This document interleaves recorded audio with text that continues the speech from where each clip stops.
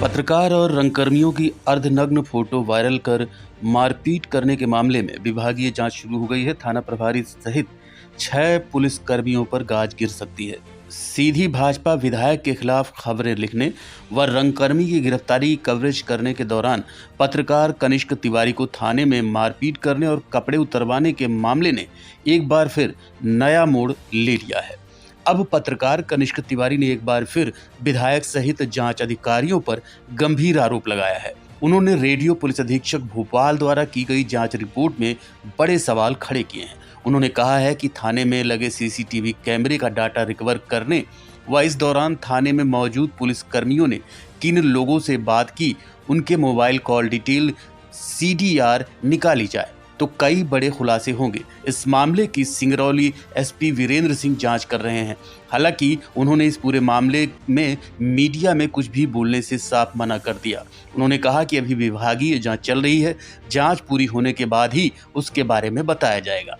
सीधी जिले के पत्रकार कनिष्क तिवारी SP के यहां अपना बयान देने के लिए पहुंचे थे। उन्होंने पूर्व में किए गए रेडियो पुलिस अधीक्षक की जांच पर सवाल खड़े करते हुए कहा कि उनके साथ मारपीट और गाली गलौज की गई और उनकी अर्धनग्न फोटो खींचकर वायरल की गई। उस दौरान तत्कालीन अमेलिया थाना प्रभारी अभिषेक सिंह परिहार सहित कई दोषी पुलिसकर्मियों का नाम आरोप पत्र में नहीं जोड़ा गया। वहीं ऐसे पुलिस आरक्षकों को बलि का बकरा बनाया गया जो वहां थे ही नहीं। ये जांच केवल औपचारिकता करते हुए फोटो वायरल की जांच की जा रही है। पुलिस प्रशासन भाजपा के सीधी विधायक केदार शुक्ला के दबाव में है और मामले को खत्म करने में लगातार धमकी दिलाई जा रही है। बता दें कि पिछले दिनों सीधी कोतवाली में थाना प्रभारी मनोज सोनी, अमेलिया थाना प्रभारी अभिषेक सिंह परिहार सहित पुलिसकर्मियों ने अर्धनग्न कर फोटो खींची और उन्हें वायरल कर दिया था।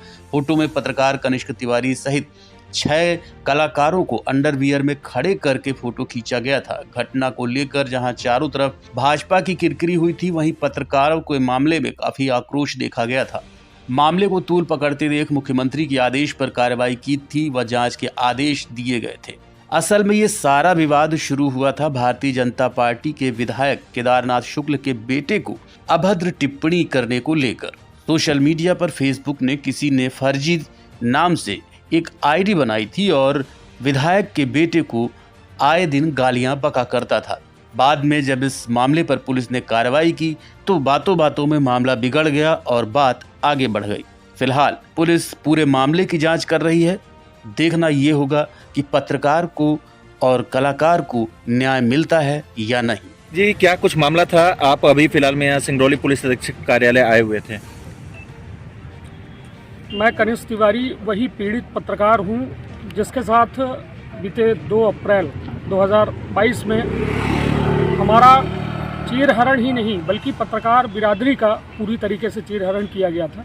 और ये लगातार हम आज भी प्रताड़ित हो रहे हैं। प्रताड़ना के उस दौर की पराकाष्ठा तो हमसे पार की ही गई थी उन 17 घंटों में जब हमें लॉकअप के अंदर बंद किया गया था। मानसिक, शारीरिक हर तरीके से प्रताड़ित किया गया था। हमारी तस्वीरें वायरल करके हमें सामाजिक भी प्रताड़ित किया गया। सामाजिक सम्मान और सारी व्यवस्थाओं को बिल्कुल ख़त्म कर दिया गया। लेकिन आज 8 महीने बीत जाने के बाद भी हमारी स्थिति ये है कि हमें ना कोई सरकारी मदद है, ना कोई व्यवस्था मिली है, ना कोई सुरक्षा मिली है। लगातार धमकियाँ मिलती हैं कि हमारे खिलाफ जाओगे तो तुम्हारे साथ हम ऐसा कुछ करवा देंगे कि शायद तुम बयान देने लायक न बचो। हम रीवा में रहने लगे। मैं माखनलाल चतुर्वेदी संचार राष्ट्रीय विश्वविद्यालय का छात्र हूं और MA जर्नलिज्म कर रहा हूं। बार बार यहां से नोटिस आती है सिंगरौली SP के यहां से कि आपको बयान देने आना है, कथन देने आना है, विभागीय जांच चल रही है। सवाल सबसे बड़ा मेरा ये है कि आखिर कितनी बार ये बयान लिए जाएंगे, कितनी बार कथन लिए जाएंगे, जबकि सारी बातें वस्तु स्थिति स्पष्ट हो चुकी है। जबकि रेडियो SP अमित सिंह खुद आए थे, पूरे मामले की जांच की थी। 6 पुलिसकर्मियों को थाना प्रभारी तत्कालीन मनोज सोनी सहित उन्होंने दोषी पाया था। हालांकि उनकी जांच में कई तरह की विसंगतियां हैं। प्रमुख आरोपियों को उन्होंने दरकिनार करके छोटे छोटे पुलिसकर्मियों को केवल उन्होंने दोषी माना और एक थाना प्रभारी को दोषी माना। पूरे मामले में आपको बता दूं कि CCTV उस दौरान चालू था। हमने खुद जो है मॉनिटर लगा हुआ था जो थाना प्रभारी के कक्ष में, उसमें देखा था कि CCTV चालू था। पूरे काले कारनामे उस CCTV में कैद थे। लेकिन जांच में वो सभी बिल्कुल दूध का दूध पानी का पानी हो जाता, इसलिए उस सीसीटीवी को पूरी तरह से नष्ट कर दिया गया। पत्रकार, रंगकर्मी और समाजसेवियों का मामला था। 2 अप्रैल की घटना है ये 2021 की। और नीरज कुंदेर जो रंगकर्मी है उनको पुलिस अरेस्ट करती है उनके घर से, तो उसी विषय में हम लोग थाने में गए थे, जहाँ पे बहुत सारी चीज़ जो कृत्य हुआ था, कपड़े उतरवाए गए थे, मारपीट की गई थी, फ़ोटोज़ वायरल किए गए थे उसी मामलों के लेकर। लेकिन अभी 8-9 महीने हो गए, हम लोग नाले के चक्कर लगा रहे हैं, कोतवाली के चक्कर लगा रहे हैं, एसपी ऑफिस के चक्कर, लेकिन अभी तक हम लोगों को न्याय नहीं मिला है। और जिस फर्जी आईडी के आरोप में नीरज कुंदेर को पकड़ा गया था, उसके ऊपर वो आईटी एक्ट की धाराओं पे उसको जेल नहीं भेजा गया था। वो बाद में मुझे जानकारी मिली, हम लोग के साथ जब हम लोग लाकअप में थे तो बाद में हमको ये जानकारी मिली, उन्होंने बताया कि ये आप लोग पूछ रहे थे तो ये धाराएँ लगी है। तो हमने उनसे यही सवाल किया था टीआई साहब से कि सर आप उनको 151 लगाकर क्यों भेजा गया?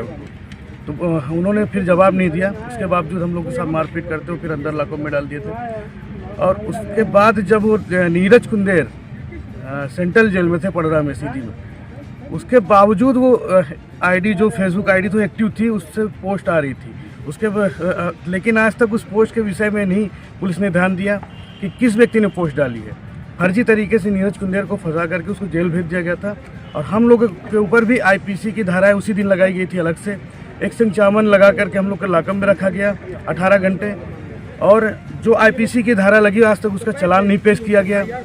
और कभी सिंगरौली मुझे बयान के लिए बुलाया जाता है, कभी सीधी बुलाया जाता है। और अमित सिंह वरिष्ठ पुलिस अधीक्षक एसपी थे जो भोपाल से आए थे पुलिस मुख्यालय से, तो वो भी आए थे। उन्होंने भी अपना निष्कर्ष दिया हुआ है जांच के बाद कि थाना प्रभारी को ही आरोपी बनाया गया था, मनोज सोनी जी को। आज तक उनके ऊपर एफआईआर नहीं हुई है। अगर एफआईआर नहीं हुई तो क्या वो निर्दोष हैं? अगर दोषी हैं तो एफआईआर होना चाहिए। और मुख्यमंत्री जी ने भी आश्वासन दिया था, उन्होंने निलंबित किया था मुख्यमंत्री माननीय शिवराज सिंह जी ने कि जो भी है तो ऐसा बर्ताव होगा तो बिल्कुल नहीं बख्शे जाएंगे। तुरंत अभिषेक सिंह परिहार और मनोज सोनी जी को निलंबित